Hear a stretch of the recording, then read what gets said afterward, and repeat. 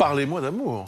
Ouais, ben Roselyne justement, Dubois. il n'y a plus beaucoup d'amour avec le Covid, c'est bien le problème. C'est Aline qui nous écrit et qui nous dit « Je viens de voir que le Canada recommande le port du masque pendant les rapports sexuels. Est-ce que vraiment on en est là?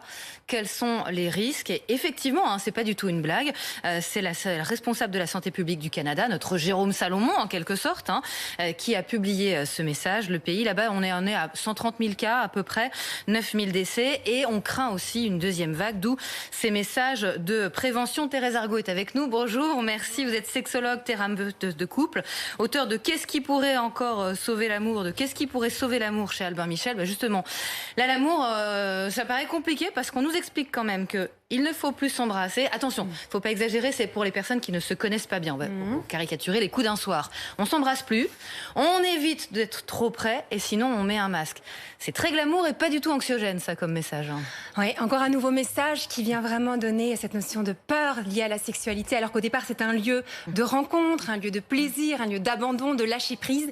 Et de nouveau, avec ces prescriptions, on va mettre de la peur et on envoie quand même ce message d'abord à la jeunesse, je tiens à le dire, parce que celles et ceux qui vivent le plus de relations diverses, c'est d'abord les jeunes qui ne sont pas encore dans des couples, on va dire, stables, où un amour fidèle, une activité sexuelle a été choisie. Et alors on leur dit, faites attention, parce que la sexualité est dangereuse. Et on revient sans cesse avec ce message-là. Oui, ça va même encore plus loin. Elle écrit, le plus sûr, c'est le sexe en solo. Ce qui est quand même formidable, c'est qu'on a une ministre qui va nous dire comment est-ce qu'on doit vivre ce que nous avons de plus intime, la sexualité. Alors, ça paraît vraiment scandaleux, sauf si sa vision de la sexualité, c'est que le sexe serait une pratique comme une autre, une activité comme une autre. Comme on dit, on fait du sexe comme on fait du tennis, du foot. Oui, un sport. Et donc, on aurait des pratiques, on aurait des règles entre partenaires. Et voilà pourquoi elle se permet de nous dire comment nous devons vivre notre vie sexuelle. C'est évidemment choquant si on entend la sexualité comme un lieu de relation et d'amour. C'est compréhensible si on entend comme un lieu de consommation. On va chercher le plaisir sexuel et donc il y aurait des règles à suivre et des prescriptions à donner. Sanitairement, on peut l'entendre, ceci dit. Sanitairement, on peut l'entendre, mais on voit bien comment nous avons changé notre vision de la sexualité. Comment est-ce que ce rapport à la sexualité s'est complètement transformé ces 50 dernières années et c'est devenu, je vous dis, une activité comme une autre et donc réglementée avec des pratiques qu'on peut faire, des pratiques qu'on ne peut pas faire et tout le monde finalement trouve ça normal. Non mais le masque, on dirait presque une blague, pardon. Mais... Et vraiment, c'en est pas une. C'est un message extrêmement officiel. Il y a toute une liste de ce qu'on peut faire, ce qu'on peut pas faire. C'est même aller très loin aux États-Unis, où on vous donnait des conseils, utiliser les murs si possible. Alors je vous laisse imaginer le genre de pratique qu'il peut y avoir. Non, vraiment, comme une forme de retour d'hygiénisme en quelque sorte. Exactement. Qu'on a connu à une autre période aussi, avec la peur du sida par exemple. On avait vraiment ces injonctions qui étaient données. Ici, c'est quand même pour protéger d'une maladie qui est dangereuse pour un certain type de population, extrêmement dangereuse pour un certain type de population. Donc, vraiment, on s'empêche de vivre par peur. Et moi, ce qui m'inquiète, c'est justement cette notion de peur, de menace au sein de la sphère intime, au sein de la dimension relationnelle et de l'amour. Et c'est, à mon avis, là qu'il y a le plus grand problème. Et cette notion-là, elle a des effets. Il y a des dégâts. Finalement, ce qui est inquiétant, c'est la perte de relations. On voit bien dans cette crise sanitaire, c'est ça qui est le plus inquiétant, c'est cette perte de relations interpersonnelles. Et c'est de ça dont on a besoin pour vivre de relations. Vous compariez avec le sida, sauf que le Covid ne se transmet pas du tout de la même façon a priori. Oui. On a justement Jérôme Marty, médecin généraliste, qui est avec nous. On va vérifier avec vous. On repart dans un instant en relation, mais d'abord, on est d'accord, Jérôme Marty, sexuellement, le risque de transmettre le Covid est extrêmement faible. Oui, bien sûr.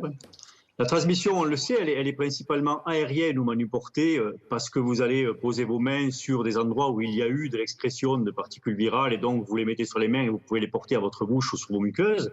Ça, c'est une chose, mais la transmission principale, elle est, on le sait, dans l'air, soit par des infimes particules qui vont rester en suspension dans l'air, c'est le cas de l'aérosol, en particulier dans les lieux clos, et puis c'est les macrogouttelettes, les droplets, c'est pour ça qu'il y a la distanciation physique ou distanciation sociale de 1 à 2 mètres pour que ces gouttelettes tombent au sol et n'aillent pas tomber sur vous pour que vous puissiez ensuite poser vos mains dessus et les poser ensuite sur vos muqueuses.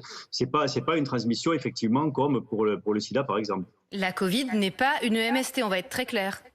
La Covid n'est pas une MST, mais surtout la lutte contre la Covid est un combat collectif. Ce qu'on cherche à empêcher, ce sont les zones où un porteur de la maladie peut en contaminer 30, 40 quand c'est un super contamineur. C'est donc dans les lieux clos, quand il va aérosoliser, que tout le monde va respirer ce fameux nuage viral. C'est tout à fait différent que deux jeunes qui font l'amour et qui vont potentiellement d'ailleurs se contaminer, mais où la maladie, on le sait, est quasi sans risque pour eux puisqu'ils font des formes asymptomatiques ou très peu symptomatiques. Et c'est une contamination là qui pourrait être en vis-à-vis de 1 pour 1. C'est pas ce qu'on cherche à annihiler. Ce qu'on cherche à annihiler, c'est la propagation de la maladie. On ne cherche pas à l'éradiquer, on cherche à la minorer.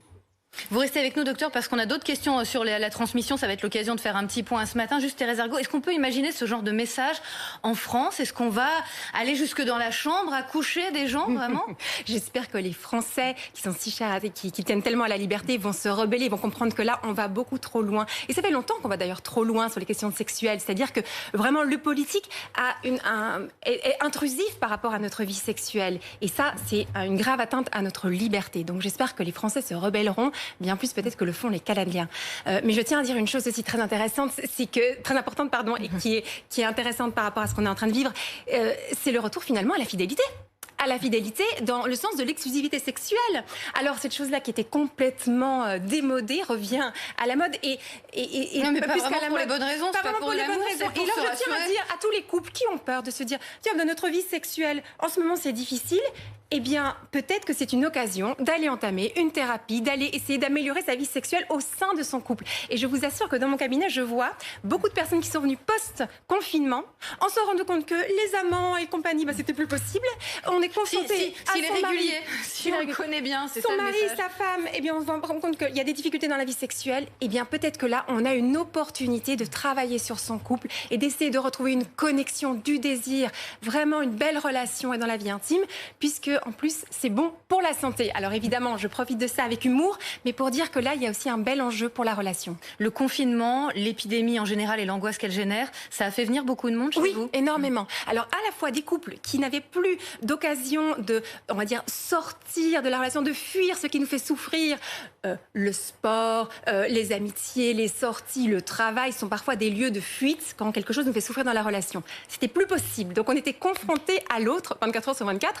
Donc ou bien ça passe, ou bien on se dit il est temps de reconstruire ce qui a été blessé dans notre relation. Donc beaucoup de couples sont venus consulter et c'est merveilleux ce qui est en train de se passer actuellement pour beaucoup de personnes. Oui, parce qu'on se souvient qu'en Chine, les divorces Voilà, avaient explosé juste exactement. après le confinement, qui avait vraiment été très long et très strict. Exactement. Et puis par contre, je tiens aussi à le dire, c'est qu'il y a beaucoup de célibataires qui sont aussi venus consulter.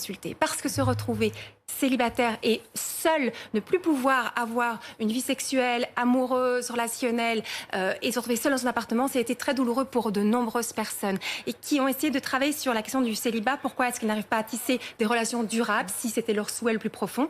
Et là aussi, on a un beau travail à faire pour être capable de rentrer en relation avec quelqu'un, une relation belle et durable. Merci beaucoup. Avec le masque, ça va quand même pas être simple, mais voilà. Non, exactement.